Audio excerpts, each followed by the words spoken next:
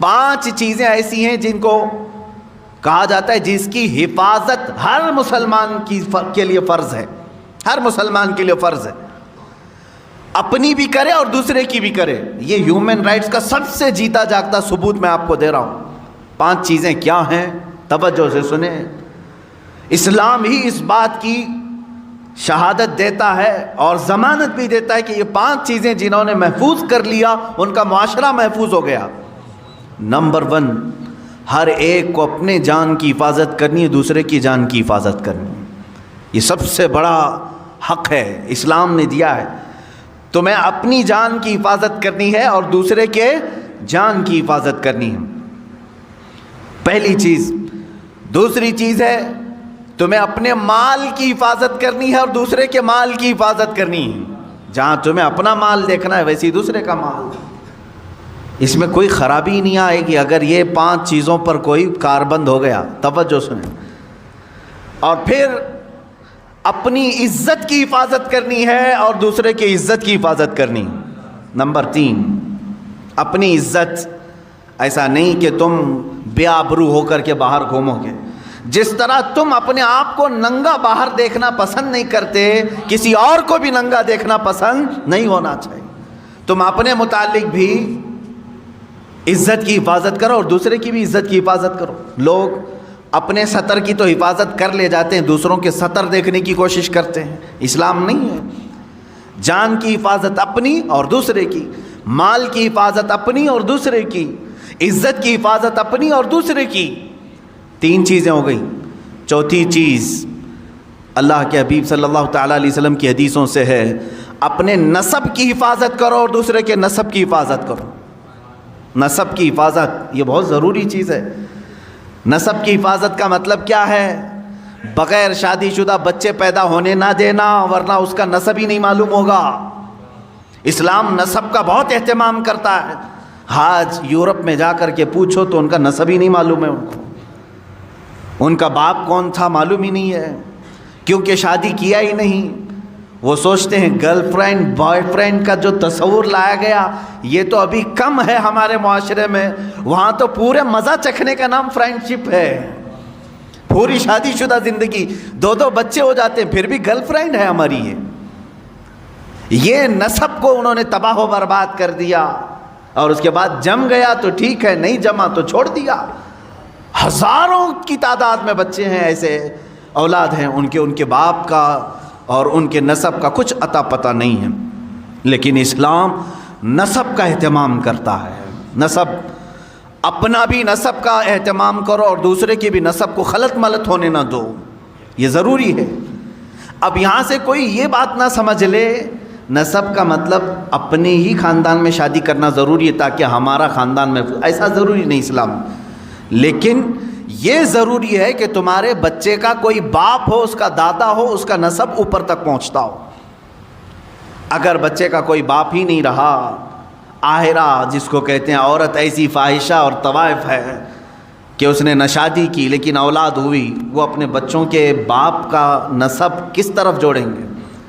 اسلام اس کے خلاف ہے۔ اسی لیے کتنا اہتمام کیا ہے معلوم ہے اسلام نے؟ ایک اس کی مثال میں دے دوں۔ اگر کسی عورت کو آپ نے طلاق دیا تو اسلام کہتا ہے وہ دوسرے سے نکاح کر سکتی ہے، لیکن تھوڑے دن اس کو ٹھہرنا فرض ہے۔ کیوں؟ کتنے دن تک ٹھہری رہے گی مطلقہ عورت؟ کتنے دن تک؟ 3 حیض جب تک اس کے نہ آ جائیں تب تک وہ دوسرے مرد سے نکاح نہیں کرے گی۔ 3 حیض جب تک نہ آ جائیں عورت کے، جب تک وہ دوسرے مرد سے نکاح نہیں کرے گی، جائز نہیں ہے اس کے لیے اس سے پہلے نکاح کرنا۔ اس میں حکمت کیا ہے؟ اس لیے کہ سائنٹیفیکل بھی آپ دیکھیں تو پتہ چلے گا، اگر حمل ٹھہرا تھا پہلے مرد سے تو حیض نہیں آئے گا عورت کو۔ طلاق دینے والا مرد طلاق دے دیا اور اگر اس سے اس کو پریگننسی ہو گئی تھی، حمل ہو گیا تھا، تو پھر عورت کو حیض نہیں آئے گا۔ ہاں، پھر اگر حمل ہے تو شریعت کہتی ہے جب تک بچہ نہ ہو جائے تب تک وہ دوسرے سے شادی نہیں کر سکتی، کیونکہ ایک حمل میں 2 باپ کا دخل ہو ہی نہیں سکتا۔ اب 3 حیض تک ٹھہرنے کی حکمت کیا ہے عورت کے لیے؟ کہا گیا جب 3 بار عورت کا حیض آ جائے تو یہ اسپشٹ ہو جاتا ہے، یہ پورا فائنل ہو جاتا ہے کہ اب اس کے پیٹ میں پہلے والے مرد کا کوئی نطفہ باقی نہیں ہے، اس کا حمل نہیں ہے۔ اب اسلام کہتا ہے دوسرے سے بھی تو نکاح کر لے، اسی لیے کہ اسلام چاہتا ہے کہ آنے والا بچہ اپنے دو باپ نہ سمجھے، اس کا نسب محفوظ رہے، اس کا نسب محفوظ رہے۔